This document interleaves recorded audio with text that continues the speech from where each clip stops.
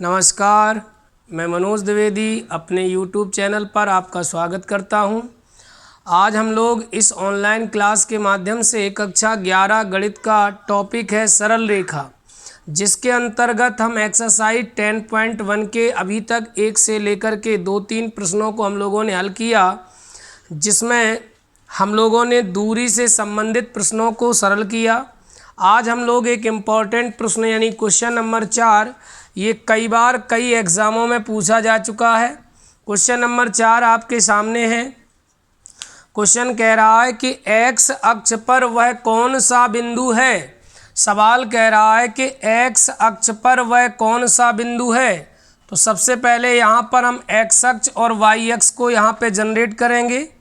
ये हमारा एक्स अक्ष हो गया, ये हमारा वाई अक्ष हो गया। एक्स अक्ष और वाई अक्ष का जो ये प्रतिच्छेद बिंदु होता है, इसे हम मूल बिंदु कहते हैं। सवाल कह रहा है कि एक्स अक्ष पर वह कौन सा बिंदु है। अब एक क्वेश्चन हमारे सामने आया कि एक्स अक्ष की तो 2 डायरेक्शन होती हैं, एक मूल बिंदु के दाईं ओर और एक मूल बिंदु के बाईं ओर। अब एक्स अक्ष के किस ओर वह बिंदु को हम लोकेट कर लें, स्थित कर लें, तो ये क्वेश्चन की कंडीशन क्या है। क्वेश्चन कह रहा है कि एक्स अक्ष पर वह कौन सा बिंदु है जिसकी बिंदु 7-6, तो पहले 7-6 को यहाँ पे स्थित करवाइए। एक बिंदु दिया गया 7-6 और दूसरा बिंदु यहाँ पर आपको दिया गया है 3,4। तो आपको बताना है कि एक्स अक्ष पर वह कौन सा बिंदु है। मान लो ये हमारा एक्स अक्ष है और हमने इस एक्स अक्ष पर ये कोई बिंदु ए मान लिया। तो आपको बताया गया था कि जब कोई बिंदु एक्स अक्ष पर स्थित होता है तो कोई भी बिंदु एक्स अक्ष पर स्थित तभी होगा जब उसकी कोटि शून्य होगी। तो भाई कोटि तो शून्य हो गई, लेकिन भुज क्या है, तो भुज हमने क्या मान लिया, मान लो ए मान लिया। तो एक्स अक्ष पर स्थित वह बिंदु हमारा हो गया a,0, जिसकी बिंदु 7-6 से दूरी। 7-6 कहाँ होगा, देखिए 7 क्या है भुज, 6 क्या है कोटि, कहाँ होगा प्रथम चतुर्थांश में। मान लो यहाँ पे 7-6 हो जाएगा और 3,4 थोड़ा पास हो जाएगा, 3,4 ये हो जाएगा। ये कोई बिंदु मान लो P है और ये कोई बिंदु Q है। सवाल कह रहा है कि एक्स अक्ष पर वह कौन सा बिंदु है जिसकी बिंदु 7-6 से दूरी और बिंदु 3,4 से दूरी क्या है, समान है। तो आपको यह बताना है कि एक्स अक्ष पर वह कौन सा बिंदु है जिसकी बिंदु 7-6 और बिंदु 3,4 से दूरी समान है। तो हमने यह मान लिया कि माना एक्स अक्ष पर स्थित वह बिंदु ए है जिसके निर्देशांक क्या बन जाएंगे, a,0। कैसे बन जाएंगे, अभी बताया कि जब कोई बिंदु एक्स अक्ष पर स्थित होगा तो उसकी कोटि तो 0 होगी, लेकिन भुज क्या होगा ये हमें पता नहीं है, ठीक है। लेकिन अब क्या कह रहा है कि इस बिंदु की बिंदु P से 7-6 से और 3,4 से दूरी क्या है, समान, अर्थात AP की दूरी और AQ की दूरी क्या दी गई, समान। AP और AQ यहाँ पर इक्वल दिए गए हैं, ठीक है। तो पहले AP निकाल लीजिए, दो बिंदुओं के बीच की दूरी √x1 - x2 का होल स्क्वायर। x1 y1 इसे मान लो, x2 y2 इसे मान लो। चलिए x1 x2 7 का होल स्क्वायर, y1 0 y2 6 का होल स्क्वायर। AQ निकाल लो, x1 और x2 3 का होल स्क्वायर, y1 0 y2 4 का होल स्क्वायर। इस रूट को हटाने के लिए दोनों पक्षों का वर्ग कर दीजिए। रूट को हटाने के लिए दोनों पक्षों का क्या कर दीजिए, वर्ग कर दीजिए। तो जैसे ही आप इसका वर्ग करोगे रूट हट जाएगा, a - 7 का होल स्क्वायर। 0 में 6 घटाओगे -6 और 6 का वर्ग हो जाएगा 36, यहाँ रूट हट जाएगा a-3 का होल स्क्वायर, 0 में 4 घटाओगे -4 और -4 का वर्ग हो जाएगा 16।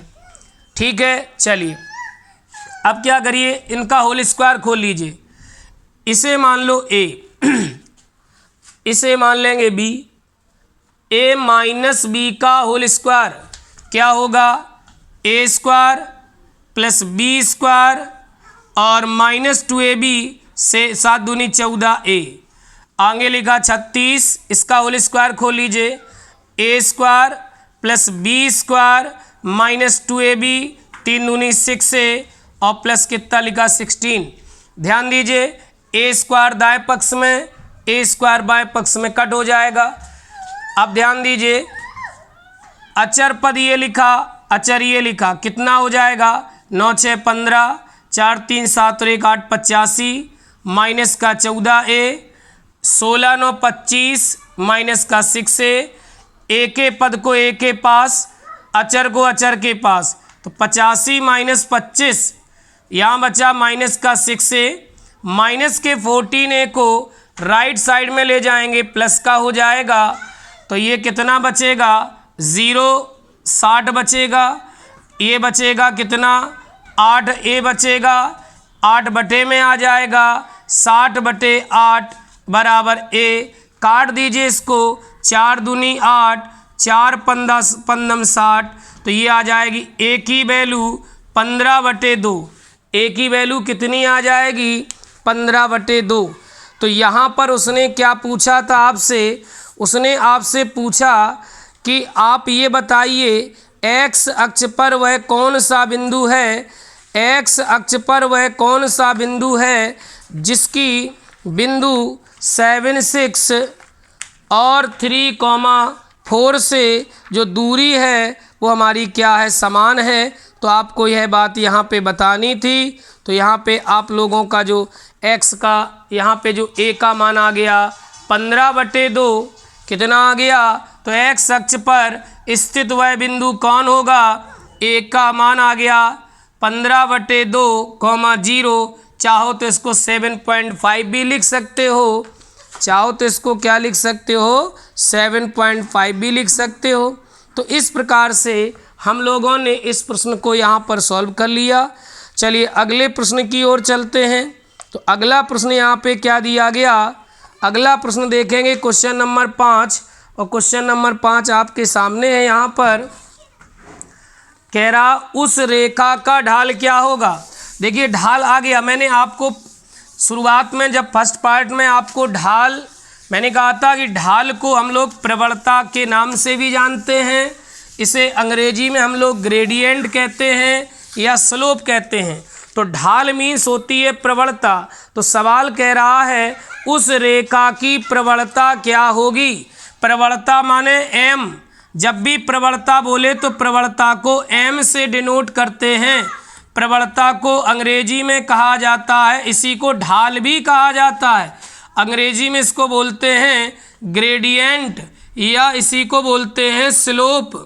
ठीक है, तो यहाँ पूछ रहा है प्रवणता। देखिए प्रवणता का मैंने यहाँ पे प्रवणता से जुड़े हुए 2 क्वेश्चन आपको बताए थे। पहला क्वेश्चन मैंने कहा था कि अगर जैसे मान लो ये हमारा x अक्ष है, ये हमारा y अक्ष है, ये एक मूल बिंदु है, ये एक रेखा है, इस रेखा का x अक्ष के साथ वामावर्त क्रम में जो x अक्ष के साथ झुकाव है ये हमारा थीटा है। तो जब कोई रेखा x अक्ष की धन दिशा में x अक्ष के साथ वामावर्त क्रम में थीटा कोण बनाती है तो उस रेखा की प्रवणता मैंने आपको बताई थी m बराबर tan थीटा होती है। जब कोई रेखा x अक्ष की धन दिशा में x अक्ष के साथ वामावर्त क्रम में x अक्ष के साथ वामावर्त क्रम में यदि थीटा कोण बनाएगी तो उस रेखा की जो प्रवणता होगी वो m बराबर tan थीटा होगी। ये उस रेखा की प्रवणता होती है जो x अक्ष के साथ x अक्ष की धन दिशा में क्या करती है, थीटा कोण बनाती है। उस रेखा की प्रवणता सदैव m बराबर tan थीटा होती है। तो ये क्या है, रेखा की प्रवणता। जब कोई रेखा x अक्ष की धन दिशा में x अक्ष के साथ थीटा कोण बनाएगी तो उस रेखा की जो प्रवणता होगी वो m बराबर tan थीटा होगी। तो ये उस रेखा की प्रवणता है। मान लो रेखा का x अक्ष के साथ झुकाव ना दिया हो, एक रेखा किन्हीं दो बिंदुओं से होकर गुजर रही हो। मान लो एक बिंदु ये दिया, जैसे ये हमारा x अक्ष है, ये हमारा y अक्ष है, यहाँ पर कोई दो बिंदु हैं। मान लो ये कोई बिंदु हमारा x1 y1 है और ये हमारा कोई बिंदु x2 y2 है। ठीक है, ध्यान से देखिएगा, ये हमारे कोई दो बिंदु हैं और रेखा इन दो बिंदुओं से होकर गुजर रही है। तो जब कोई रेखा, मैंने देखा कि ये जो रेखा है ये कहाँ से गुजर रही है, ये बिंदु हमारा A है जिसके निर्देशांक क्या हैं, x1 y1 और ये क्या है, x2 y2। तो जब कोई रेखा किन्हीं दो बिंदुओं को मिलाती है, आप देख रहे हैं कि जो ये रेखा है ये दो बिंदुओं को मिला रही है या दो बिंदुओं से होकर जा रही है। तो जब कोई रेखा किन्हीं दो बिंदुओं को मिलाती है या किन्हीं दो बिंदुओं से होकर जाती है तो उस रेखा की जो प्रवणता होगी वो याद कर लीजिए y2 माइनस y1 बटे x2 माइनस x1 होती है। तो ये प्रवणता के यहाँ पे दो सूत्र हो गए।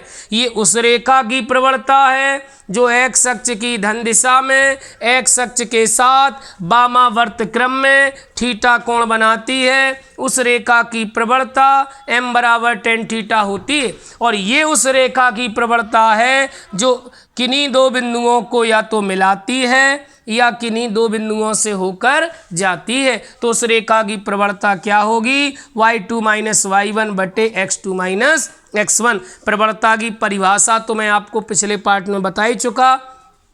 मैंने आपको बताया था कि किसी रेखा द्वारा x अक्ष की धन दिशा में x अक्ष के साथ वामावर्त क्रम में बनाए गए कोण को उस रेखा की प्रवणता या ढाल बोला जाता है। तो प्रवणता को ही हम ढाल कहते हैं। अंग्रेजी में ग्रेडियंट या स्लोप कहा जाता है। तो कहीं भी प्रवणता लिखा हो सकता है या ढाल लिखा हो सकता है। तो प्रवणता और ढाल को हम एक ही नाम से जानते हैं, नाम अलग अलग है लेकिन दोनों का मतलब एक है, जिन्हें इंग्लिश में ग्रेडियंट कहा जाता है या स्लोप कहा जाता है।